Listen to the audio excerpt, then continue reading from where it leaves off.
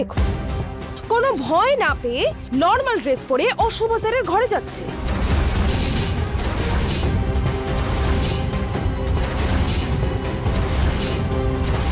এর থেকে পরিষ্কার বোঝা যাচ্ছে যে ওর ঘরে কোনো রকম শর্ট সার্কিট হয়নি। ও মিথ্যে কথা বলছে সবাই।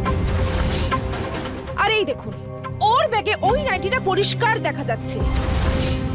এটা হলো সেই নাইটি যেটা ও শুভ স্যারের রুমে পড়েছিল। ও রুমে যাওয়ার আগে ড্রেস চেঞ্জ করেছিল, আর এই জন্য চেঞ্জ করেছিল যাতে শুভ স্যারকে ভালোভাবে ফাঁসাতে পারে।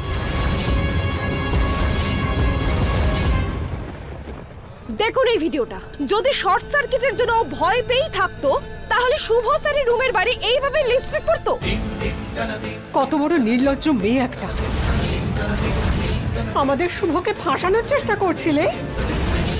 কথাই বলে না, মিথ্যেকে যতই লুকানোর চেষ্টা করো সেটা লুকানো যায় না, এক না একদিন সেটা সামনে আসবেই। আর এখনো যদি আপনাদের আমার উপর বিশ্বাস না হয় তাহলে আমার কাছে আরো প্রমাণ আছে আপনাদের জন্য।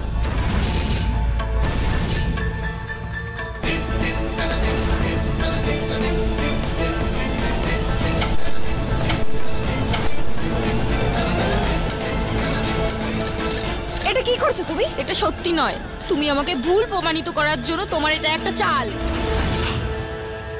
আপনারা সবাই সেটাই দেখছেন যেটা শাইনি আপনাদের দেখাচ্ছে।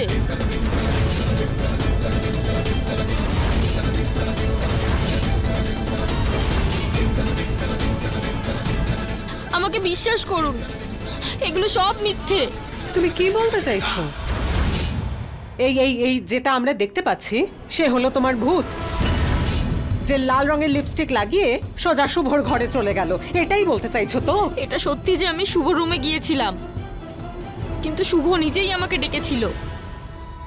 চুপ করো কাজল, প্রত্যেকটা প্রমাণ তোমার বিরুদ্ধে।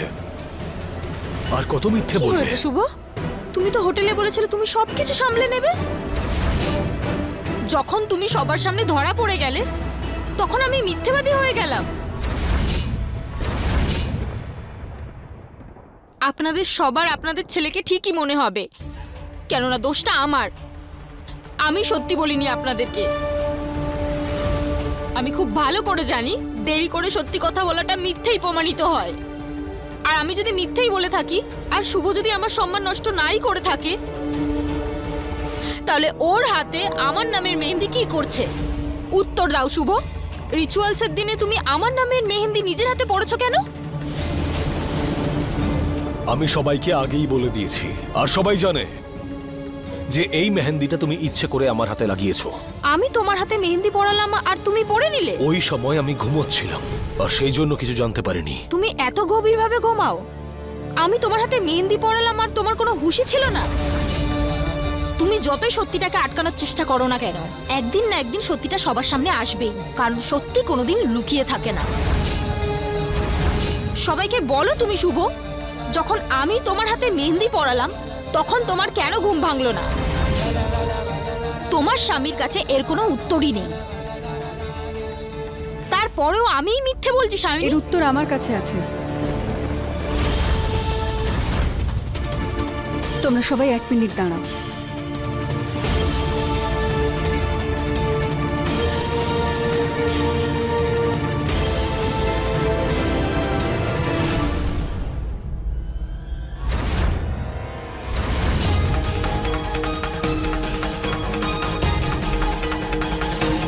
এই ওষুধটা দেখে কিছু মনে পড়ছে?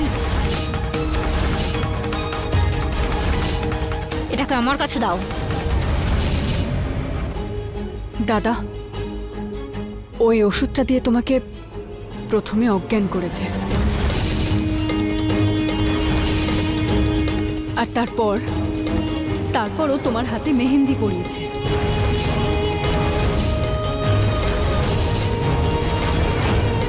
কি প্রমাণ আছে তোমার কাছে যে এই ওষুধটা আমার? যেখান থেকে তুমি ওষুধ কিনেছিলে তার রসিদও আছে আমার কাছে। এই দেখো।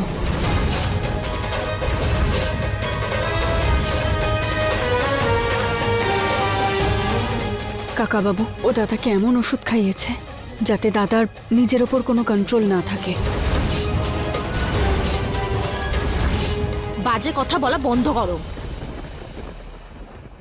এসব তুমি এই জন্য করেছো যাতে তুমি দাদাকে ঠকিয়ে নিজের করে নিতে পারো? What rubbish! তোমার বলাতে সত্যিটা মিথ্যে হয়ে যাবে না, বুঝলে তুমি? কিন্তু তোমার বলা নিশ্চয়ই হবে। দেখো কাকিমা, এখনো সুযোগ আছে। নিজের মুখে সবার সামনে সত্যিটা বলে দাও, নইলে তুমি এই পাকে আরো বেশি ঢুকে যাবে। না, এটা একদম সত্যি নয়। আমার যদি শুভকে পাওয়ারই ইচ্ছে থাকতো তাহলে আমি 5 বছর আগেই সেটা করতে পারতাম।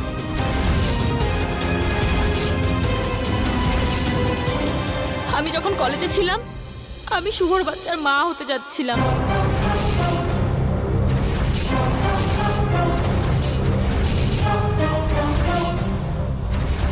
আমার যদি ওকে পাওয়ার ইচ্ছা থাকতো তাহলে আমি তখনই ওকে বিয়ে করে নিতাম, কিন্তু আমি আমার বাচ্চাটাকে অ্যাবর্ট করে দিয়েছিলাম। কেননা একটা গরিবের সাথে আমি আমার জীবন কখনোই কাটাতে চাই না। যদি তোমার দাদাকে আমার পাওয়ার ইচ্ছে থাকতো তাহলে আমার বাচ্চাটাকে অ্যাবর্ট করিয়ে আমি ওকে ছেড়ে দিতাম না। সব সময় আমি আমার জীবনে এমন একটা মানুষকে চাইছিলাম যে আমার স্বপ্ন আর ইচ্ছেগুলোকে পূরণ করতে পারবে, নাকি ওর মতন একটা গরিব যার কাছে আমার জন্য একটা আংটি কেনারও ক্ষমতা ছিল না। আমাকে ধরে রাখার মতন যোগ্যতা ওর কাছে ছিলই না।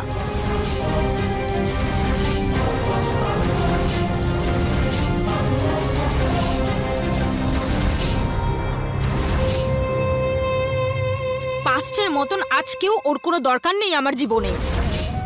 আমার সামনে ওর যোগ্যতা আগামী দিনেও ছিল না, না আজকেও আছে। তাহলে তুমি এগুলো কেন করলে? কি পেলে তুমি এগুলো করে? আমি শুধুমাত্র আমার চোখের সামনে ওকে কষ্ট পেতে দেখতে চাইছিলাম।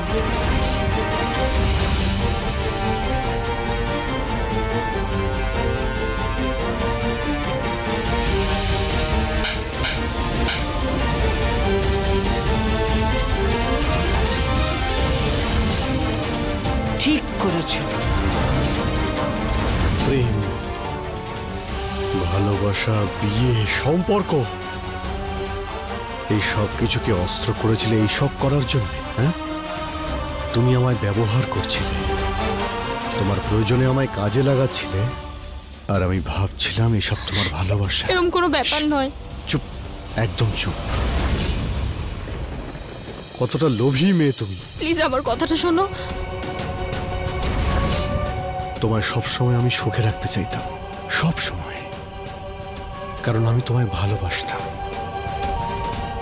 কিন্তু তোমার কাছে আমি ছিলাম টাকার গাছ, স্বামী নয়, একজন সাধারণ মানুষ যাকে ব্যবহার করে তোমার স্বার্থ সিদ্ধি করছিলে।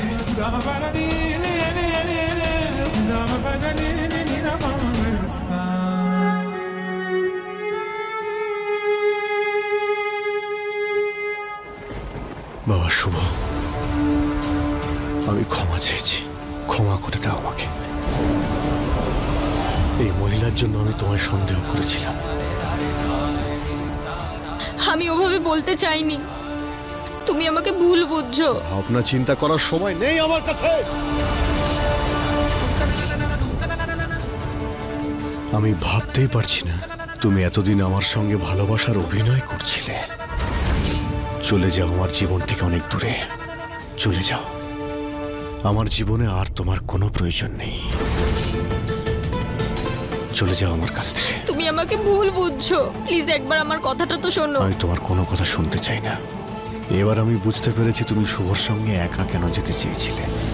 তাই সবার আগে আমাকে উল্টো ওষুধ দিয়ে অসুস্থ করে দিয়েছিলে যাতে আমি যেতে না পারি। এরকম কোনো তুমি ব্যাপার শুভর নয়। সঙ্গে ওখানে গিয়ে তোমার রূপের জালে ওকে ফাঁসিয়ে ওর উপরে প্রতিশোধ নিতে চেয়েছিলে, তাই না?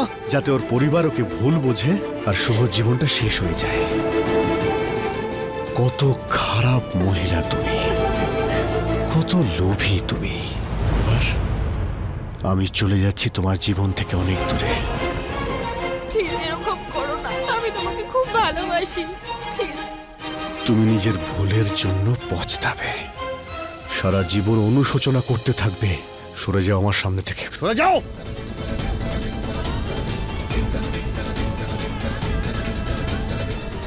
দেখলে আজ কেমন তোমার একটা মিথ্যের জন্য আর তোমার ভুল উদ্দেশ্যের জন্য তোমার সবকিছু শেষ হয়ে গেল। তোমার জীবন তছনছ হয়ে গেল তোমার সামনে। তোমাকে তো আমি একদম ছাড়বো না, আর তোমাকেও।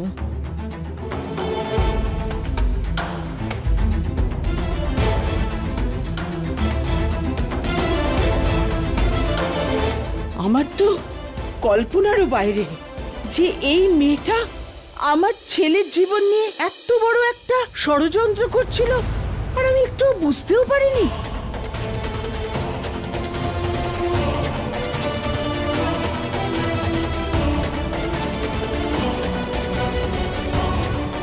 আমাকে ক্ষমা করে দিও ঠাম্মি, তোমাদের সবাইকে আগে সবকিছু বলে দেওয়া উচিত ছিল, তাহলে আজকে এই দিনটা দেখতে হতো না। ভুল তো আমিও করেছি না, আমায় ক্ষমা করে দাও। ঠাম্মি,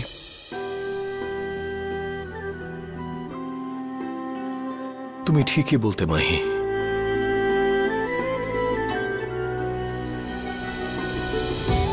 সায়নীর থেকে কিছু লুকোনোই উচিত হয়নি আমার।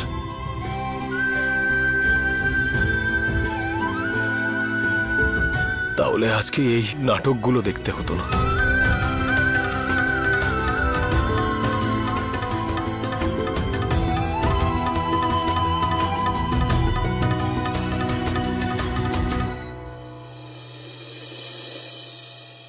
তোমার কাছে তো আমি ক্ষমা চাওয়ারও যোগ্য নই। তোমাকে মিথ্যে বলা উচিত হয়নি আমার, আর লুকোনো উচিত হয়নি, কারণ একটা মিথ্যে একটা সম্পর্কে বিশ্বাসকে শেষ করে দেয়। আমরা না চেয়েও আপনজনদের হারিয়ে ফেলি, যাদেরকে চেয়েও কখনো ফেরানো যায় না। না শুভ স্যার, ক্ষমা করে দিও আমাকে।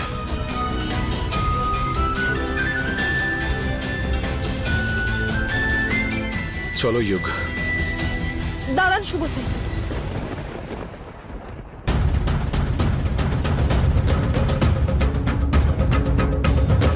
ক্ষমা তো আমার চাওয়া উচিত আপনার থেকে, কারণ আমি আপনাকে বিশ্বাস করিনি। যদি আমি আপনার কথায় বিশ্বাস করতাম তাহলে আজকের এই দিনটা দেখতে হতো না।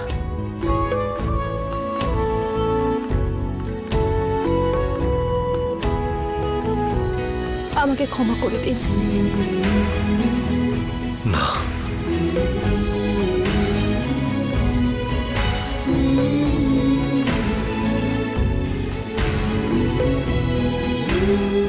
ভগবান ওদের দুজনকে রক্ষা করুন।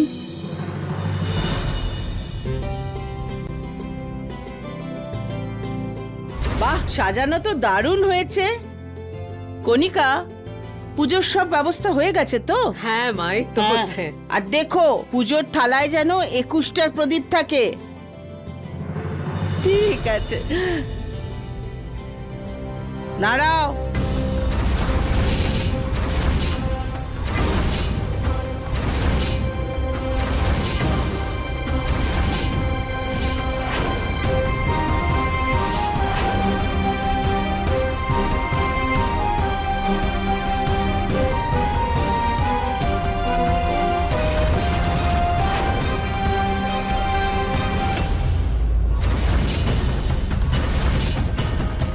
বৌমা,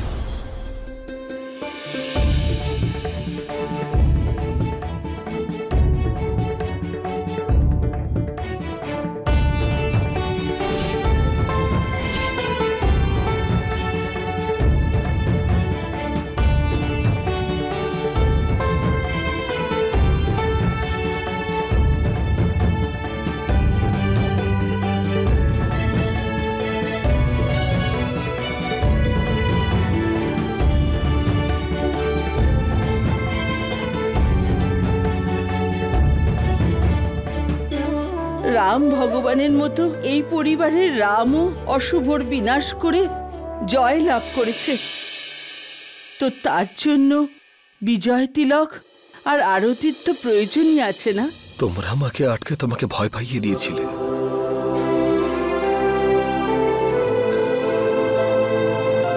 আমার বাবু, লাভ ইউ ঠাম্মি। এ নাও। আরে আমরা সবাই এখানে রয়েছি যখন মাহি কোথায় চলে গেল?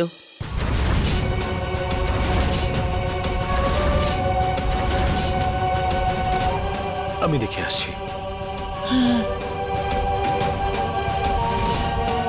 মাহি, মাহি কোথায় চলে গেল? মাহি কোথায় গেল? জানি না বাবা, এভাবে কাউকে কিছু না বলে মাহি কোথায় চলে যাবে? শুভ স্যার, মাহি তো নিজের ঘরেও নেই, আর ওর জিনিসপত্রও ঘরে নেই। আরে এ কি কাণ্ড হলো? মা, ওই নব্যাও সকাল থেকে বাড়িতে নেই।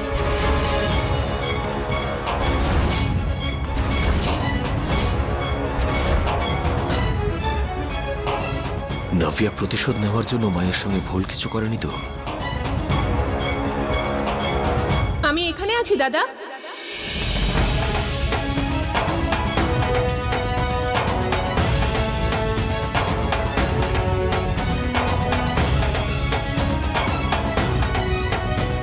নাভিয়া, মাহি,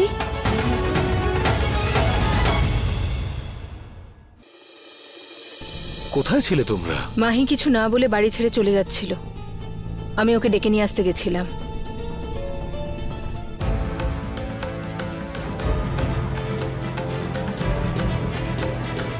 মাহি, এটা সত্যি? দিদি ঠিকই বলছে দাদা, হয়তো দেরি হয়ে গেছে কিন্তু আমি বুঝতে পেরেছি ভালোবাসা জোর জবরদস্তি করে পাওয়া যায় না।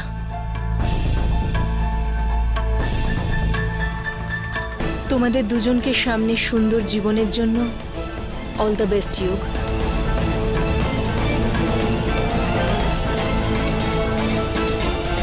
নাভিয়া, তুমি এসব কি বলছো? যারা একে অপরের জন্য তৈরি হয়েছে তাদের একসাথে থাকাটাই সব থেকে ভালো, না হলে জীবনটা খুব কষ্টকর হয়ে ওঠে।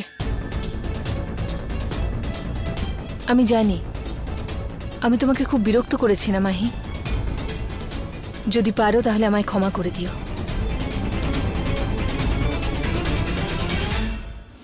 তোমার বোন আজ পর্যন্ত অনেক খারাপ কাজ করেছে, কিন্তু জেনুইনলি আমার সত্যি অনুতাপ হয় তার জন্য। বিষয়টা সেরকম নয়, আমি সবসময় তোর পাশে আছি। আমি জীবনটাকে নতুন করে শুরু করতে চাই, আমাকে আরেকটা সুযোগ দাও দাদা। এদিকে আয়।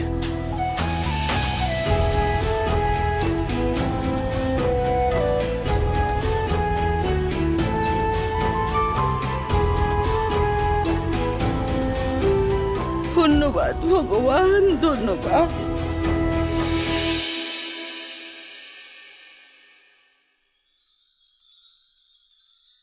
আরে বাহ, আরে তোমাদের তো খুব তোড়জোড় চলছে দেখছি, দারুণ দারুণ। না না মাহি, কি করছো? এখানে নয়, বাইরে। বাজি টাজি বাইরে পোড়াতে হয়, তাই না? দেখো বাইরে সবাই এসেও গেছে। আরে সবাই চলো।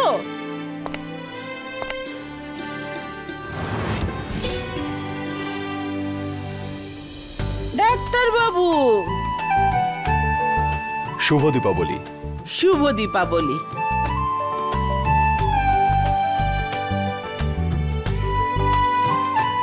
নাভিয়া, শুভ দীপাবলি।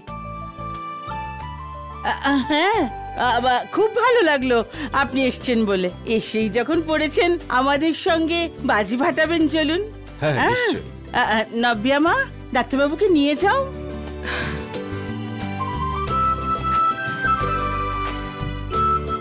চলো চলো, তোমরাও চলো।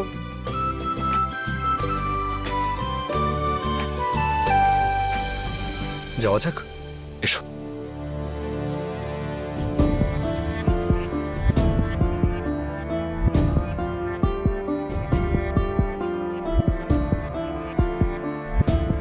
কি হলো? কি ভাবছো তুমি? কিছু না। দেখো, এখনো যদি কোনো ডাউট থাকে তুমি ক্লিয়ার করতে পারো। না শুভ স্যার, এরকম কোনো ব্যাপার নয়। আমি তো শুধু এটা ভাবছিলাম যে কাজল আপনার সাথে যা কিছু করেছে সেটা খুব খারাপ করেছে, আর তার সাথে আমিও আপনাকে সন্দেহ করেছি, তার জন্য সরি। এসব কথা ভুলে যাও। দেখো সবাই কত হ্যাপি। কাজলের ব্যাপারে ভাবা বন্ধ করো আর এসো। আমি কাজলের ব্যাপারে একদম ভাবছি না, আমি তো ওই বাচ্চাটার ব্যাপারে ভাবছি যাকে হারিয়ে ফেলার পর আপনি ভেঙে পড়েছিলেন।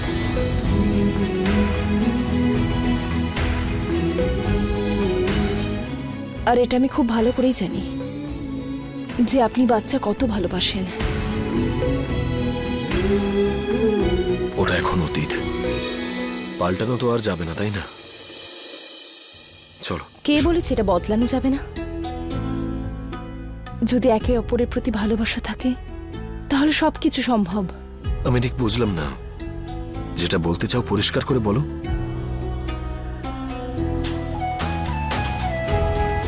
শুভ স্যার, এবার শুভ আর শাইনিকে কেউ চাইলেও আলাদা করতে পারবে না।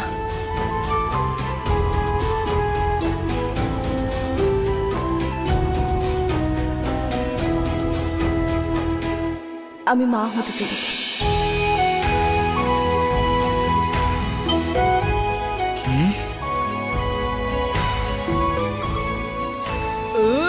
I love you, Sayani.